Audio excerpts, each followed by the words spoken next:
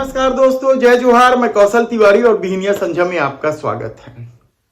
छत्तीसगढ़ की विष्णुदेव साय सरकार अभी छत्तीसगढ़ को केंद्र शासित राज्य बनाने के आरोप से उबर भी नहीं पाई थी कि अब उन पर अंधा बांटे रेवड़ी अपने अपने को दे की कहावत को लेकर एक नए ढंग का आरोप लगने लगा है। क्या है छत्तीसगढ़ में अंधा बांटे रेवड़ी अपने अपने को दे, यह बताएं उससे पहले हम आज छत्तीसगढ़ की कई खबरों पर आपसे चर्चा करने वाले हैं। उसमें सबसे पहले लोकसभा चुनाव को लेकर। लोकसभा चुनाव सर पर है। हालांकि अभी तक चुनाव आयोग ने आचार संहिता लागू नहीं की है, यानी लोकसभा चुनाव की तारीख की घोषणा नहीं हुई है। लेकिन भारतीय जनता पार्टी ने छत्तीसगढ़ की सभी 11 सीटों पर अपने प्रत्याशी खड़ा कर दिए हैं। भारतीय जनता पार्टी ने 195 प्रत्याशियों की पहली सूची जारी की है और जिसे लेकर बेहद ही विवाद चल रहा है। हालांकि कांग्रेस में भी विवाद कम नहीं है। इंडिया गठबंधन किस तरीके से सीटों का बंटवारा करेगा, यह अभी चर्चा का विषय है। और छत्तीसगढ़ में तो 11 प्रत्याशियों की घोषणा करने में कांग्रेस के पसीने निकल रहे हैं। कौन कहां से होगा, किसकी गोटी कैसे बैठेगी, दिग्गज नेता कहां कहां से चुनाव लड़ेंगे, इसे लेकर कई तरह के कयास चल रहे हैं। तो राहुल गांधी ने भारत जोड़ो न्याय यात्रा में बेरोजगारी को बड़ा मुद्दा बना रहे हैं और कहा जा रहा है कि अब रोजगार को कानूनी गारंटी देने की भी बात होने लगी। यानी मोदी सरकार के इस दौर में जब बेरोजगारी चरम पर है, नौजवानों के सामने रोजगार का नया संकट खड़ा हो गया है, उनके भविष्य की चिंता भी होने लगी है, तब ऐसी परिस्थिति में राहुल गांधी का लगातार मूलभूत मुद्दों को हवा देना क्या मोदी सरकार के लिए भारी पड़ेगा, क्योंकि राहुल गांधी ने एमएसपी यानी किसानों की उपज समर्थन मूल्य पर खरीदने के लिए कानूनी गारंटी का वादा कर चुकी है। यानी अब किसान के हर फसल एमएसपी से नीचे कीमत पर नहीं खरीदी जाएगी यदि कांग्रेस की या इंडिया गठबंधन की सरकार बनती है। किसान आंदोलित है, वे दिल्ली कूच करने वाले हैं और राहुल गांधी ने जो एमएसपी को कानूनी गारंटी देने का वादा किया है उसका लोकसभा चुनाव में कितना असर पड़ेगा, यह अभी भाजपा सोच ही रही होगी कि अब बढ़ती बेरोजगारी को लेकर भी राहुल गांधी ने बड़ा वादा कर दिया है, यानी प्रत्येक युवाओं को रोजगार देने की गारंटी। हालांकि इस दौर में मोदी की गारंटी चल रही है, धर्म की पट्टी बांधकर महंगाई, बेरोजगारी, देश को कर्जे पे लाद देना, मित्र प्रेम, सारे मामले को डाइल्यूट किया जाता है। वैसे दौर में राहुल गांधी ने जिन ज्वलंत मुद्दों पर प्रहार किया है, क्या भरोसा करेंगे लोग, कहना मुश्किल है। लेकिन भारतीय जनता पार्टी ने जो 195 लोगों की सूची जारी की है उनमें से कुछ नाम वापस लेना क्या अपशकुन है, ऐसा कहा जा रहा है। धर्म की ही पट्टी बांधे लोग। अब दिल्ली सीट से भाजपा की कद्दावर नेता रही सुषमा स्वराज की बेटी बांसुरी स्वराज को जब टिकट दिया गया है तो वह भी विवादों में आ गई है। आम आदमी पार्टी के आतिशी ने कल जमकर प्रहार किया और बताया कि किस तरीके से बांसुरी स्वराज भगोड़ों के साथ खड़े रहती, यानी जो इस देश को चूना लगा रहे हैं आर्थिक रूप से, उनको बचाने में बांसुरी स्वराज कोर्ट में उनके पक्ष में लड़ रही है, जिसमें से एक नाम सामने आया है ललित मोदी का। ललित मोदी के वकील के रूप में बांसुरी स्वराज सुप्रीम कोर्ट तक लड़ाई लड़ी। तो दूसरी तरफ हमने बताया कि किस किस तरीके से कहां कहां लोग जिन्हें टिकट दी है भारतीय जनता पार्टी में विवाद में है, आपराधिक छवि के लोगों को खुलेआम टिकट दी, उन लोगों को भी टिकट दी जिन्हें जेल में भेजने का दावा करते रही है मोदी सरकार। कृपा शंकर सिंह, जिसे कांग्रेस ने कभी टिकट नहीं दिया, आरोप लगने के बाद उसे पार्टी में लाकर टिकट दे दिया गया, महाराष्ट्र का मामला है। तो छत्तीसगढ़ के सरगुजा में कांग्रेस से आए चिंतामणि महाराज को टिकट दे दिया। हैरानी की बात तो यह है कि उन पर कोयला घोटाले में 5 लाख रुपए लेने का आरोप है। ईडी ने बकायदा अपने सूची में चिंतामणि महाराज का नाम दर्ज किया है और इस सूची को एसीबी में देते हुए, यानी राज्य की जो एंटी करप्शन ब्यूरो को देते हुए एफआईआर दर्ज करने की बात कही थी, लेकिन एसीबी विष्णुदेव साय सरकार की है, उसने चिंतामणि महाराज का नाम हटा दिया और भारतीय जनता पार्टी ऐसे व्यक्ति को टिकट दे दी जो कांग्रेस से आया है और ईडी का आरोपी है, कोयला स्कैम का आरोपी, लाखों करोड़ों रुपए का कोयला स्कैम के इस मामले को लेकर भारतीय जनता पार्टी जबरदस्त हमलावर रही है कांग्रेस पर और उसके एक आरोपी चिंतामणि महाराज को टिकट दे दी गई। उसे लेकर पार्टी के भीतर भी जबरदस्त आक्रोश है और लोग कह रहे हैं कि जब मोदी की ही गारंटी है तो कार्यकर्ताओं का क्या काम, मोदी जिता लेंगे चिंतामणि महाराज को। यहां से कांग्रेस शशि सिंह को टिकट देने की चर्चा कर रही है। शशि सिंह पूर्व मंत्री तुलेश्वर सिंह के रिश्तेदार हैं, दमदार नेत्री हैं, राहुल गांधी के साथ भारत जोड़ो न्याय यात्रा में भी वे दिखाई देते रहे हैं और इसे लेकर सरगुजा का विवाद अभी सुलझ भी नहीं पाया है कि रायगढ़ लोकसभा सीट में इस बार राधे श्याम राठिया को भारतीय जनता पार्टी ने उतारा है। राधे श्याम राठिया जनपद सदस्य, जिला पंचायत के सदस्य रहे, यानी पंचायत की नेतागिरी करते रहे। वे धर्मजयगढ़ से विधानसभा की टिकट मांगी थी, लेकिन उन्हें वहां टिकट नहीं दी गई। लगातार मांग रहे थे वो पिछले 2 चुनाव से और उन्हें हाशिए पर रखा गया था, लेकिन सीधे लोकसभा की टिकट दे दी गई। यहां से अब तक यदि रायगढ़ सीट पर चर्चा करें तो साय सरनेम वालों की बहुलता है और साय सरनेम वाले लगातार चुनाव जीतते रहे हैं। विष्णुदेव साय भी 3 बार के सांसद रहे हैं, तो पिछली बार 66,000 से अधिक वोटों से गोमती साय ने कांग्रेस के आरती सिंह को हराया था।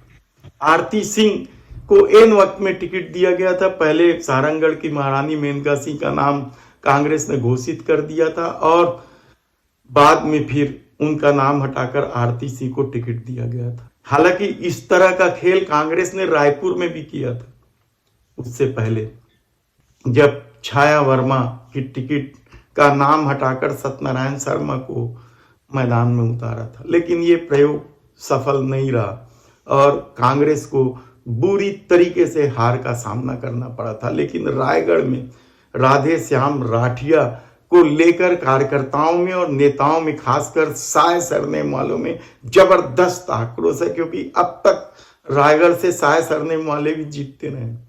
गोमती साय 66,000 से अधिक वोटों से जीती थी, लेकिन उनकी टिकट एक झटके में काट दी गई, कहा जाए तो गलत नहीं होगा। और रायगढ़ 2 मंत्रियों का क्षेत्र है। मुख्यमंत्री विष्णुदेव साय यहीं से आते हैं और उनकी पकड़ पैठ से किसी को शक नहीं होना चाहिए। वे मुख्यमंत्री बने हैं तो उसी पकड़ और अपनी पैठ से बने। उनकी छवि पर फिर कभी हम चर्चा करेंगे, क्योंकि कांग्रेस ने तो पहले ही उन पर छत्तीसगढ़ को केंद्र शासित राज्य बनाने का आरोप लगा चुकी है। तो राधे श्याम राठिया के सामने कांग्रेस किसे उतारेगी? कई दावेदार हैं, उनमें मेनका सिंह का नाम तो है ही है, सारंगगढ़ राज परिवार की हैं और जबरदस्त पकड़ है। तो इसके अलावा भी कई दमदार दावेदार हैं।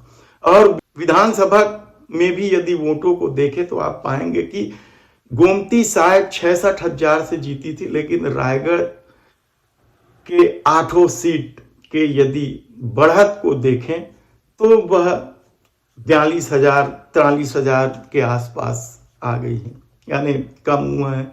और यहां से ओपी चौधरी भी, वे भी मुख्यमंत्री की दौड़ में थे, अमित शाह के करीबी माने जाते थे और विधानसभा चुनाव के दौरान अमित शाह ने उन्हें बड़ा आदमी बनाने की बात कहते। वे वित्त मंत्री हैं, बजट प्रस्तुत किए हैं हाल में ही वे छत्तीसगढ़ विधानसभा का, और दमदार हैं, अगरिया समाज से आते हैं।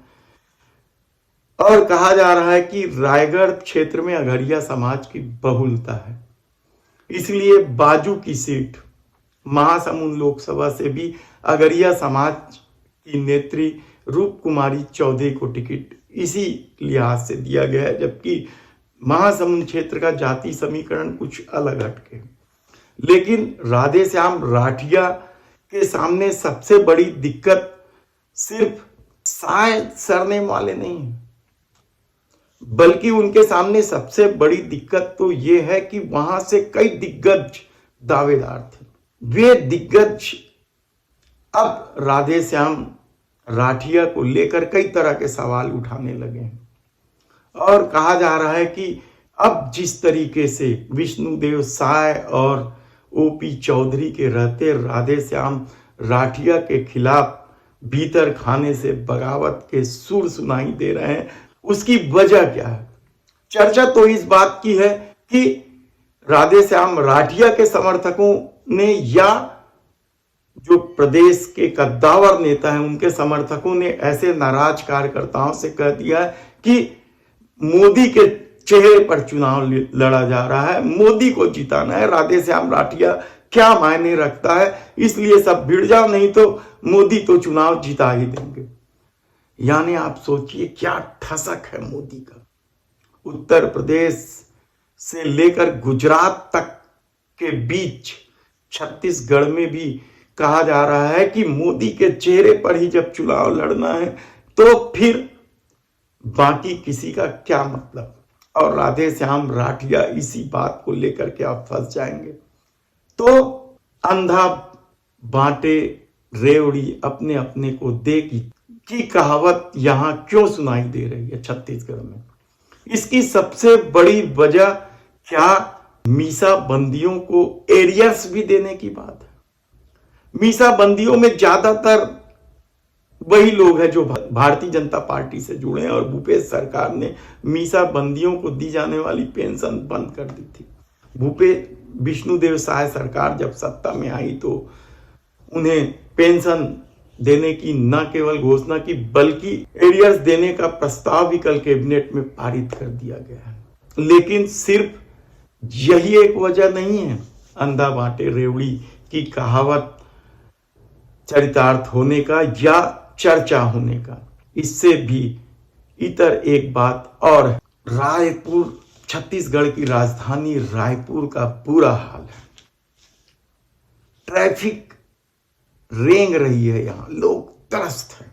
आए दिन कहीं भी किसी भी समय ट्रैफिक जाम हो जाता है और लोग फंस जाते हैं।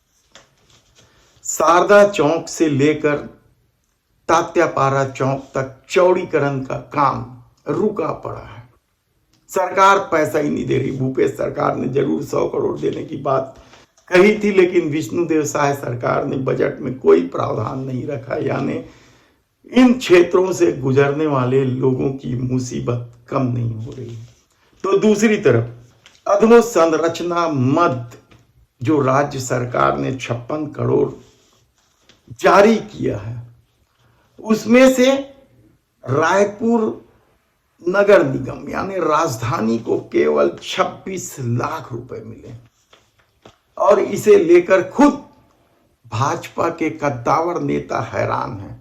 नगर निगम में भाजपा के नेता परेशान हैं कि आखिर विष्णुदेव साय सरकार क्या कर रही है। यदि आप किसे क्या मिला देखें तो सबसे ज्यादा सरगुजा संभाग को यह राशि दी गई करोड़ों रुपए में। रिसाली नगर निगम को 5 करोड़ रुपए दिए हैं।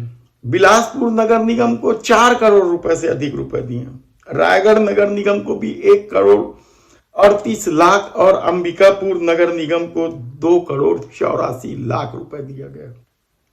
चिरमिरी नगर निगम को सबसे ज्यादा दिया है 6.5 करोड़ रुपए। रायपुर की क्या उपेक्षा हो रही है। इतने कद्दावर नेता, एक से एक कद्दावर नेता है, आप फेहरिस्त देखेंगे तो हैरान हो जाएंगे। बृजमोहन अग्रवाल लगातार मंत्री रहे हैं, लगातार 15 साल रमन सरकार में और अभी विष्णुदेव साय सरकार में भी मंत्री हैं, बेहद कद्दावर माने जाते हैं। उसके बाद भी रायपुर नगर निगम के हिस्से में क्या है। राजेश मूरत खुद नगरीय प्रशासन रहे, रायपुर पश्चिम के विधायक हैं। नगर निगम को लेकर कई तरह के सवाल इस दौर में उठाते रहे, लेकिन इस 26 लाख का क्या होगा। इसके अलावा भी कई दमदार नेता रायपुर में है, राजधानी है ये, उसके बाद भी रायपुर नगर निगम की उपेक्षा हो रही है, तो उस कहावत को बल मिलना तय ही है। और यही नहीं, 2 दिन पहले ही रायपुर नगर निगम के सभापति प्रमोद दुबे ने बकायदा प्रेस वार्ता लेकर कहा था कि सरकार 62 करोड़ रुपए जो उन्हें मिलना चाहिए जनवरी माह से रुका पड़ा है, यानी विधानसभा चुनाव के पहले से, जिसमें शराब के लाइसेंस फीस से लेके कई तरह की। और इस मामले को लेकर महापौर पार्षद दल के साथ 9 मार्च को मुख्यमंत्री से मिलने वाले भी, ये समय मिल गया है। क्या चर्चा होगी, क्या पैसे दिए जाएंगे या रायपुर की उपेक्षा चलते रहेगी। लोकसभा चुनाव सर पर है। हालांकि कहा जाता है कि बृजमोहन अग्रवाल को टिकट देने के बाद भाजपा निश्चिंत है उनके जीत को लेकर, कहीं शकोशुबा नहीं है। कांग्रेस के सामने चुनौती है कि बृजमोहन अग्रवाल के खिलाफ किसको प्रत्याशी बनाए। कई लोग चुनाव लड़ने से मना कर चुके। ऐसी परिस्थिति में जब लोकसभा का चुनाव है और जीत तय है, तो क्या इसलिए उपेक्षा हो रही है। कई तरह के सवाल हैं, हम विस्तार से बताएंगे। कानून व्यवस्था की स्थिति भी बदहाली में, और कल ही नक्सलियों ने फिर एक भारतीय जनता पार्टी के नेता, बस्तर में कैलाश नाग थे, व्यापारी प्रकोष्ठ के भी पदाधिकारी रहे भाजपा के, उनकी हत्या कर दी। लगातार आपराधिक घटनाओं में वृद्धि हो रही, कानून व्यवस्था का कहीं पता नहीं है। लेकिन विकास के मामले को लेकर भी यदि राजधानी के साथ यह व्यवहार किया जा रहा है, तो यकीन मानिए कि लोकसभा चुनाव में क्या इसका असर पड़ेगा। धन्यवाद।